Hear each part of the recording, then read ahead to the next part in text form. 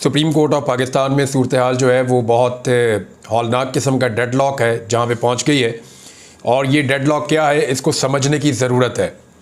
देखें, हुआ ये है कि सारी चीज़ें ठीक डायरेक्शन में चल रही थी। ऐन उस वक्त हुकूमत ने एक ऐसा हथकंडा इस्तेमाल किया जो ना कानूनी तौर पे दुरुस्त है ना इखलाकी तौर पे दुरुस्त है। हुकूमत ने प्रोसीजर एंड प्रैक्टिस कमेटी के अंदर जो है वो जो इसका एक तरीक़ाकार था, जो उसका एक एक्ट था, उसके अंदर तरमीम कर दी। और तरमीम करके कादी फ़ायद ईसा साहब को ये इख्तियार दे दिया कि 3 सीनियर जजेस बैठें, इसके बजाय आप ये करें कि अपनी मर्ज़ी का एक जज बैठा के तो आप 2-1 की अक्सरियत से जो चाहें आप बेंच बना लें। तो एक डिक्टेटर जैसे इख्तियारात कादी फ़ायद ईसा साहब को दे दिए हुकूमत ने। अच्छा, इस मामले के ऊपर जो कमेटी के एक और मुस्तकिल मेंबर हैं मंसूर अली शाह साहब, उन्होंने एतराज़ कर दिया। उन्होंने कहा जी मैं तो इसके अंदर नहीं बैठता। और उन्होंने जो तहरीरी तौर पे एतराज़ किया, उन्होंने कहा जी एक तो ऑर्डिनेंस हंगामी बुनियादों के ऊपर, कैसे हंगामी बुनियादें हैं ही नहीं, ये अचानक जारी कर दिया गया और चंद घंटे के अंदर ये सारी कार्रवाई की गई। जुमेरात को प्रैक्टिस एंड प्रोसीजर कमेटी का इजलास होना था और जस्टिस मंसूर अली शाह और जस्टिस मुनीब अख्तर दोनों अवेलेबल थे। कादी फ़ायद ईसा साहब उस दिन जो है वो गायब थे, वो नहीं आए। जुमे वाले दिन जो है चंद घंटों के अंदर पहले कैबिनेट, फिर सदर और फिर कादी फ़ायद ईसा, इन तीनों ने एक एक्टिविटी की और उसके नतीजे में जो तरमीम की गई वो लागू हो गई और जस्टिस मुनीब अख्तर साहब बाहर हो गए। और उनके बाद जो है बाकी जजेस को छोड़ते हुए नीचे से जस्टिस अमीरुद्दीन खान साहब को कादी साहब उस कमेटी के अंदर ले आए। मंसूर अली शाह साहब ने कर दिया उसका बाइकआउट। अब हुआ ये है कि ये जो तरमीमी ऑर्डिनेंस है जिसके तहत कादी फ़ायद ईसा साहब को एक बहुत बड़ा और ताकत का इख्तियार मिल गया है, इस ऑर्डिनेंस को बार बार चैलेंज किया गया। यानी लाहौर हाई कोर्ट में भी चैलेंज किया गया और कराची हाई कोर्ट में भी चैलेंज किया गया। उन दोनों के अंदर एक ही दम फैसला आया कल के दिन में, एक ही वक्त में अचानक फैसला आया जो महफूज फैसले सुना दिए गए। और लाहौर हाई कोर्ट ने 2 तारीख अक्टूबर की, यानी 2 तारीख, कितना लंबा टाइम दे दिया। और सिंध हाई कोर्ट ने जो है वो 3 तारीख दे दी, यानी उन्होंने भी एक लंबा वक्त दे दिया। इतना लंबा वक्त क्या ऐसे अहम तरीन मामले को दिया जा सकता है? क्योंकि ये फौरी नौयत का मामला है और फौरी नौयत का मामला ये कैसे है इसको ज़रा समझ लीजिए। इसलिए कि सुप्रीम कोर्ट ऑफ पाकिस्तान में जितने बेंचेस बनेंगे वो यही कमेटी बनाएगी। अगर तो ये ऑर्डिनेंस गलत है तो वो जो बेंचेस बनेंगे वो गलत हैं, और अगर ये ऑर्डिनेंस ठीक है तो बेंचेस बनेंगे वो ठीक है। दूसरी जानिब मंसूर अली शाह साहब ने कहा कि सारे जज बैठे और बैठकर फैसला कर लें, क्योंकि सुप्रीम कोर्ट ऑफ पाकिस्तान में भी 2 पटिशन्स इसके खिलाफ दायर कर दी गई हैं। तो क्या सुप्रीम कोर्ट ऑफ पाकिस्तान में इस केस को सुना जा सकता है? मेरे ख्याल में लाहौर हाई कोर्ट में और सिंध हाई कोर्ट में इसको इसलिए इंटरटेन किया गया है ताकि सुप्रीम कोर्ट ऑफ पाकिस्तान ये कहे जी हाई कोर्ट में सुना जा रहा है तो हम यहाँ पे क्यों सुने। लेकिन उसूलन इसको सुप्रीम कोर्ट ऑफ पाकिस्तान में सुना जाना चाहिए। वफाक का वकील ये बात हाई कोर्ट के अंदर खड़ा होकर कह भी रहा था, लेकिन इसको सुप्रीम कोर्ट ऑफ पाकिस्तान सुनेगा कैसे? क्योंकि इस वक्त की जो प्रैक्टिस एंड प्रोसीजर कमेटी है उसी के ऊपर तो एतराज़ है। जो पटिशन आई हैं वो भी उसी के खिलाफ आई हैं और उसी के खिलाफ ये केस लगा है। तो क्या वही कमेटी बेंच बनाएगी? ये है एक ऐसा नुक्ता जहाँ पे आके मामला फंस गया है। और अगर वो कमेटी बेंच नहीं बनाएगी तो दूसरा रास्ता ये है कि तमाम जजेस जो है वो चाहे फुल कोर्ट का बेंच बनाकर बैठ जाएं, चाहे अपनी इंटरनल मीटिंग करके बैठ जाएं, और जो 19 जजेस इस वक्त मौजूद हैं वो बैठकर फैसला करें कि क्या ये जो ऑर्डिनेंस जारी किया गया ये ठीक है या गलत है। मैं कादी फ़ायद ईसा साहब का एक स्टेटमेंट आपको सुना देता हूँ, उससे आपको आइडिया हो जाएगा कि कादी फ़ायद ईसा साहब माजी में इसके बारे में क्या कहते थे। कादी साहब कहते थे शट डाउन पार्लियामेंट, कि पार्लियामेंट को बंद कर दीजिए। If laws are to be introduced through ordinances, कि अगर आपने कानून जो है वो इंट्रोड्यूस करने हैं ऑर्डिनेंसेस के ज़रिए से तो फिर आप पार्लियामेंट को ताला लगा दें, उसको बंद कर दें। ये जनाब कादी फ़ायद ईसा साहब कहते थे। और ये जो स्टेटमेंट है कादी फ़ायद ईसा साहब का ये पुराना है, यानी 2019 में सितंबर 24 2019 में ये छपा हुआ है। और कादी फ़ायद ईसा साहब उस वक्त इस तरह की बातें करते थे कि जनाब आप तो कोई ऑर्डिनेंस जारी नहीं कर सकते। और फिर इन्होंने कादी साहब ने बाद में 2022 में एक फ़ैसले में लिखा कि बहुत ही हंगामी सूरत हाल हो और पार्लियामेंट सेशन में ना हो और हालात को बहुत अजीबोगरीब हो तो फिर आप ऑर्डिनेंस जारी कर सकते हैं। लेकिन यहाँ पे कोई हंगामी सूरत हाल नहीं थी। हंगामी सूरत हाल क्या है कि हुकूमत की सारी तवज्जो और हुकूमत की सारी उम्मीदें वो 30 सितंबर को जो फैसला आ रहा है या जो केस लग रहा है उसके साथ वाबस्ता है। वहाँ पे कादी फ़ायद ईसा साहब ने एक ऐसा बेंच बनाया हुआ है जिनमें 3 जजेस कादी फ़ायद ईसा साहब के हम ख्याल हैं और उनमें एक जज वो है जो एडहॉक जजेस तैनात किए गए थे, उनमें से एक को ले आए हैं आईनी नौयत का मुकदमा सुनने के लिए। सिर्फ उसमें जो है वो जस्टिस मुनीब अख्तर साहब को रखा गया है अपोजिशन के लिए। अब मामला ये है कि अगर वहाँ पे 30 सितंबर को ये केस लगता है, अव्वल तो इसमें कुछ लोगों से मेरी बात हुई, वो ये कह रहे हैं कि जस्टिस मुनीब अख्तर साहब इसमें उठ जाएंगे और ये बेंच टूट जाएगा, फिर दोबारा बेंच बनाना पड़ेगा। लेकिन अगर दोबारा बेंच बनाना पड़ेगा तो प्रैक्टिस एंड प्रोसीजर की वही कमेटी बैठेगी और बैठकर दोबारा बेंच बनाएगी। तो अगर वो दोबारा बेंच बनता है तो फिर काजी साहब दोबारा एक ऐसा बेंच बना देंगे जिसका फैसला जो लोग कह रहे हैं वो तो यही कह रहे हैं कि वो हुकूमत के हक में आ जाएगा। हुकूमत चाहती क्या है? हुकूमत यह चाहती है कि इस पार्लियामेंट में जितने भी MNAs हैं, चाहे उनका ताल्लुक फजल रहमान साहब की पार्टी से है, चाहे उनका ताल्लुक जो है पाकिस्तान तहरीक इंसाफ से है, चाहे उनका ताल्लुक किसी भी पॉलिटिकल पार्टी से है, उन सबको मजबूर किया जाए ताकत के ज़रिए से, लालच के ज़रिए से, ज़ोर ज़बरदस्ती, अगवा के ज़रिए से, फैमिलीज़ के अगवा के ज़रिए से, कारोबार के मामलात को दबाने के ज़रिए से। क्योंकि इस वक्त हुकूमत को कोई नज़र नहीं आ रहा। हुकूमत अंधी हुई है ताकत के नशे में और ताकतवर उसके साथ खड़े हुए हैं, लिहाजा वो किसी का भी बाजू मरोड़ देते हैं।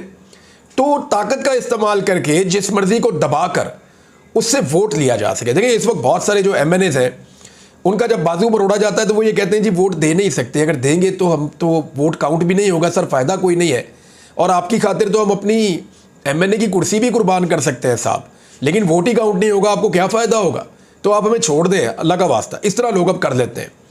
लेकिन तब क्या होगा, वो कहेंगे जी ठीक है आपका वोट तो काउंट हो रहा है, आप वोट डाल दें, आपको दोबारा फॉर्म 47 पे जिताकर हम इसी असेंबली में पहुंचा देंगे। अब हुकूमत की पूरी तवज्जो इस पे है कि किसी तरह फ्लोर क्रॉसिंग का रास्ता खुले, हॉर्स ट्रेडिंग का रास्ता खुले, किसी तरह धोस धांधली, ताकत, जबर, जुल्म और फस्तायत का रास्ता खुले। और वो रास्ता कौन खोले? जनाब काजी फायद ईसा साहब, क्योंकि उन्होंने अब बेंच बना दिया है एक ऐसी मुतनाज़ कमेटी में बैठकर जिसके ऊपर सीनियर तरीन जजेस ने अपने तहफ़्फ़ुज़ात का इजहार कर दिया है। तो ये मामला जो है वो अब ये सूरत-ए-हाल इख्तियार कर गया। इसमें एक चीज़ और भी हुई काजी फायद ईसा साहब के साथ, जिसके ऊपर आपको सबको मजम्मत करनी चाहिए। देखें ये क्रिस्टीज़ डोनट्स है, एक बेकरी है इस्लामाबाद में, यहाँ पे काजी फायद ईसा साहब अपनी फैमिली के साथ गए थे और वहाँ पे एक सेलमैन ने उनके साथ बदतमीज़ी की और उसकी वीडियो भी बनाई।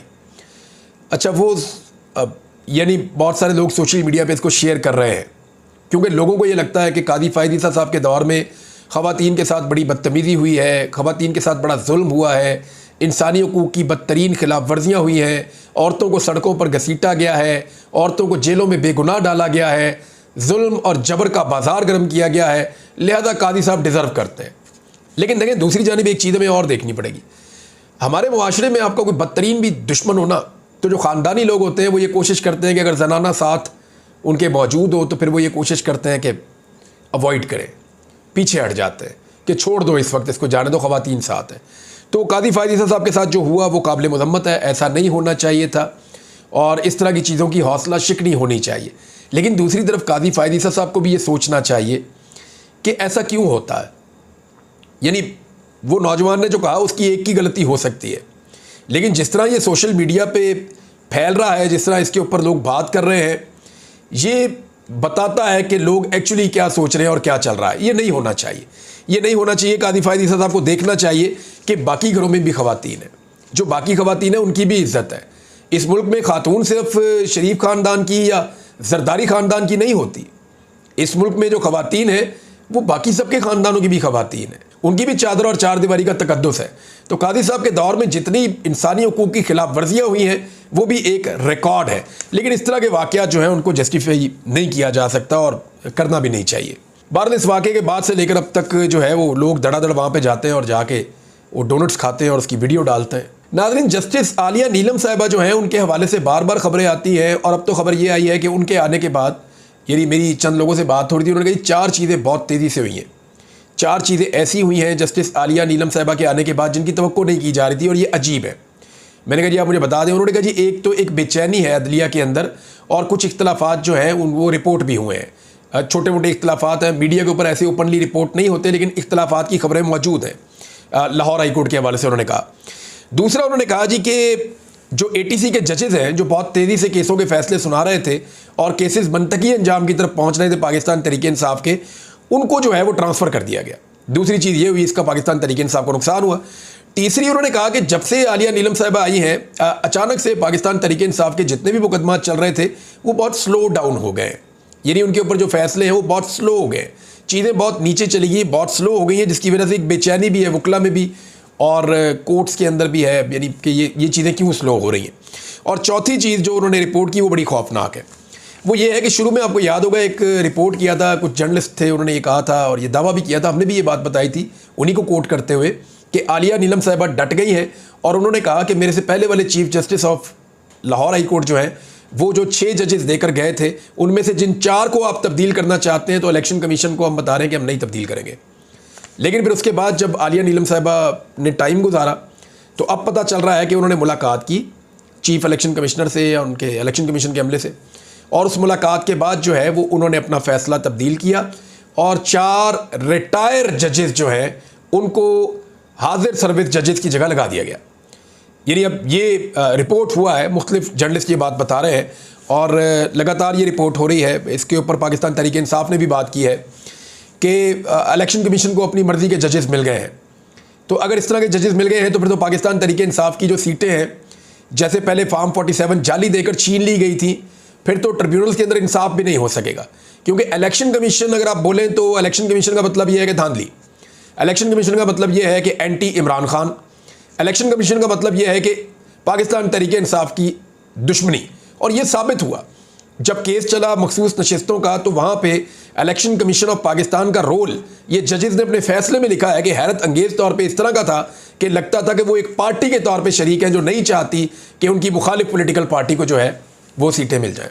तो अभी भी उनका यही रोल है। 7 मरतबा वो बैठे, उन्होंने आपस में मीटिंग्स की हैं, बार बार मुलाकातें की हैं, उनको सिर्फ एक हुक्मनामे पर अमल करना है। यहाँ एक मुंशी से ज़्यादा किरदार उनका नहीं हो सकता। सुप्रीम कोर्ट के 8 जजेस ने जो है वो मुतफ़िक़ा तौर पे एक फ़ैसला दे दिया है। उन 8 जजेस के फ़ैसले पर अमल दरामद की बजाय वो एक के बाद एक मीटिंग, एक के बाद एक मीटिंग करते चले जा रहे हैं। और ये जो सूरत हाल है ये इंतहाई हैरान कुन भी है और परेशान कुन भी है कि सुप्रीम कोर्ट ऑफ पाकिस्तान फ़ैसला करेगी और अमल नहीं होगा। मुझे याद है नवाज शरीफ ने एक दौर में कहा था कि ये इंसानों की बस्ती है, ये हैवानों की बस्ती नहीं है कि यहाँ पे सुप्रीम कोर्ट ऑफ पाकिस्तान एक फ़ैसला करे और उसके ऊपर आप अमल दरामद ना करें। आपको सुप्रीम कोर्ट ऑफ पाकिस्तान के फ़ैसले के ऊपर अमल दरामद करना पड़ेगा। उसके नतीजे में एक वज़ीर आज़म को घर जाना पड़ा था। तो ये नवाज शरीफ साहब की एक्सट्रीम पोजीशन थी इफ्तिखार चौधरी साहब के दौर में। लेकिन अब जब कादी फ़ायद ईसा साहब का दौर है और सुप्रीम कोर्ट ऑफ पाकिस्तान का एक फ़ैसला आ चुका है, तो बतौर चीफ जस्टिस कादी फ़ायद ईसा मुकम्मल तौर पर नाकाम रहे कि अपने सुप्रीम कोर्ट ऑफ पाकिस्तान के एक फ़ैसले पर अमल दरामद करवा सकें। और मुझे इसकी बज़ाहिर वजह ये लगती है कि वो फ़ैसला क्योंकि खुद उस फैसले से इख्तलाफ रखते थे, तो इसलिए शायद वो अमल दरामद या करवाना नहीं चाह रहे या फिर वो अमल दरामद ना होता हुआ देखकर उसे बर्दाश्त कर रहे हैं। एक और ये मौलाना फजल रहमान साहब ने सहाफ़ियों से मुलाकात की इस्लामाबाद में। अच्छा, इस हवाले से जो है वो नॉर्मली बातें वही हुई जो पहले भी हो रही थी। मैंने 1-2 सहाफ़ियों से रब्ता किया, मैंने उनसे पूछा, समर अब्बास साहब से मेरी बात हुई, मैंने कहा जी मुझे बताएं कि एक्चुअली था क्या। उन्होंने कहा जी रूटीन की वही सारी चीज़ें जो मौलाना साहब पहले कह रहे थे। मौलाना साहब ने आइन के आर्टिकल्स बताए जनाब कि ये बहुत प्रॉब्लम हो गई थी जब हुकूमत ये लेकर आ गई तरमीम हमारे पास, तो हमने कहा जी ये चीज़ें तो अब नहीं कर सकते। उसके बाद जरदारी साहब ने और तरह से मिन्नत की, शहबाज शरीफ साहब ने और तरह से की, यूसुफ रज़ा गिलानी साहब ने और तरह से की, बिलावल ने और तरह से बातें की। मौलाना साहब ने वही बातें बताई जो पहले मीडिया में रिपोर्ट हुई थी। मैंने उनसे पूछा, मैंने कहा एक्चुअली मौलाना साहब कहना क्या चाहते थे, कोई ऐसी बात जो उन्होंने हट के कही। उन्होंने कहा जी मौलाना साहब ने ये बताया कि जो उनका अपना घर है ना भाई, जहाँ से वो इलेक्शन लड़ते हैं, डीए खान, उन्होंने कहा जी वहाँ पे मुसल्ला अफराद गश्त कर रहे हैं और बहुत बड़ी तादाद में कर रहे हैं, और वो ऐसे हैं कि रॉकेट लॉन्चर और क्लाशनकोफे लेके जो है वो मेरे घर के सामने से गुजर रहे हैं। इस किस्म की बातें उन्होंने की। तो उन्होंने कहा जी लॉ एंड ऑर्डर की सिचुएशन बहुत ख़राब हो चुकी है और इस वक्त पाकिस्तान में बहुत ज़्यादा हालात ख़राब हैं, और इस पर वो रियासत और रियासती इदारों को ज़िम्मेदार करार दे रहे थे। उन्होंने कहा कि खैबर पख्तूनख्वा में और बलूचिस्तान में ख़ास तौर पर उन लोगों को इलेक्शन हरवाया गया जो लोग हालात को बेहतर कर सकते थे या ठीक कर सकते थे। तो मौलाना फजल रहमान साहब एक्चुअली रियासती पॉलिसियों पे तनकीद कर रहे थे और अपने ऊपर जो उनको ख़तरात हैं उन ख़तरात से भी उन्होंने मीडिया को आगाह किया कि वो कितने दबाव में हैं और उनके ऊपर किस किस्म के ख़तरात मौजूद हैं इस वक्त। तो नाज़रीन, कादी फ़ायद ईसा साहब, मैंने आपको बताया था हुकूमत की सारी उम्मीद इस बात पर है कि फ्लोर क्रॉसिंग वाला मामला जो है वो उनके हक़ में आ जाए। अब ज़रा मैं आपको इसको सिंप्लीफाई करता हूँ। मेरी एक बड़े सीनियर लॉयर है, उनसे बात हुई तो उन्होंने मुझे बड़े आसान अल्फाज में एक चीज़ बताई। उन्होंने कहा जी अपने सुनने वालों को आप ये बताएं ताकि सबको समझ आ जाए। वो कहते ये हैं कि अगर कोई आदमी अपनी पार्टी से बगावत करके किसी और मौक़िफ़ के ऊपर वोट डाल दे तो करना ये है कि वो बंदा जो है उसको डिस्क्वालीफाई आप कर दें सज़ा के तौर पे कि जनाब इसकी सीट हमने ले ली है, सज़ा दे दी है क्योंकि इसने अपनी पार्टी के साथ गद्दारी की है और गलत काम किया है। लेकिन वो जो गलत काम उसने किया है वो वोट उसका गिनती में आ जाए, वो वोट गिना जाएगा। इसका उन्होंने मुझे सादा एग्जाम्पल जो बताया, उन्होंने कहा जी अब फ़र्ज़ करें किसी ने चोरी की है, चोर चोरी का माल ले गया और ले जाके चोरी का माल उसने अपने गुरु को दे दिया, तो चोर को गिरफ्तार करके जेल भेज दिया जाएगा लेकिन गुरु से माल बरामद नहीं किया जाएगा, वो माल गुरु के पास रहेगा और वो जस्टिफाइड है। आपको बात समझ आई?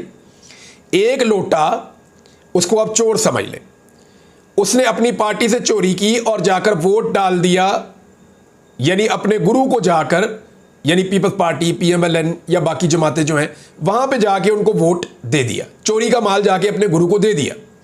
सबको पता है कि गुरु के पास चोरी का माल पड़ा हुआ है, लेकिन अब यह नहीं होगा कि चोरी का माल बरामद करके असली बंदे को वापस दें, नहीं, वो कह रहे हैं चोर को हम जेल भेज देंगे, यानी उस लोटे को हम डिस्क्वालीफाई कर देंगे, लेकिन वो जो गुरु है या पीपल्स पार्टी का या पीएमएलएन का जो भी गुरु है जिसके साथ भी डील होगी, वो गुरु जो है उसके बाद वो चोरी का माल रहेगा, वो वोट काउंट हो जाएगा। यानी ये तारीख का एक अनोखा तरीन फैसला होने जा रहा है और शुबा है कि ये फैसला इसी तरह होगा, क्योंकि बहुत सारे रिपोर्टर्स और सबका ये कहना है कि ये उठाने का मकसद ही ये है कि ये फ्लोर क्रॉसिंग का रास्ता खोला जाए ताकि आईनी तरमीम करके काजी फायद ईसा साहब को एक्सटेंशन दी जा सके। नाज़रीन, दो छोटी खबरें मैं आपको ज़्यादा दे दूँ। एक तो ये है कि पूरे पंजाब के अंदर बैनर्स लगे हुए हैं कि सेहतमंद पंजाब, और जो वज़ीर आला पंजाब के वालिद हैं मियां नवाज शरीफ साहब, वो इलाज करवाने के लिए एक मरतबा फिर पाकिस्तान से बाहर जा रहे हैं, ये खबरें आ रही हैं। यानी आज इनकी तीसरी चौथी नस्ल जो है वो इक़्तिदार में है, 4 दहाइयाँ इनको हो गई हैं यहाँ पे इक़्तिदार के अंदर।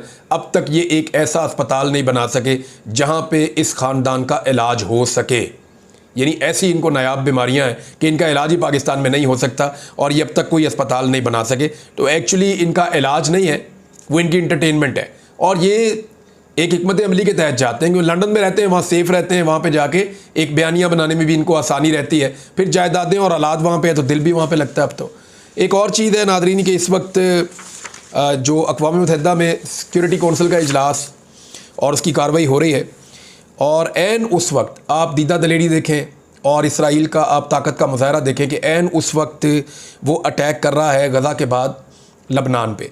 गज़ा में उन्होंने इंसानी लाशों से भरा हुआ एक कंटेनर भेज दिया और ये बताया भी नहीं, उनकी शनाख्त भी नहीं हो सकती।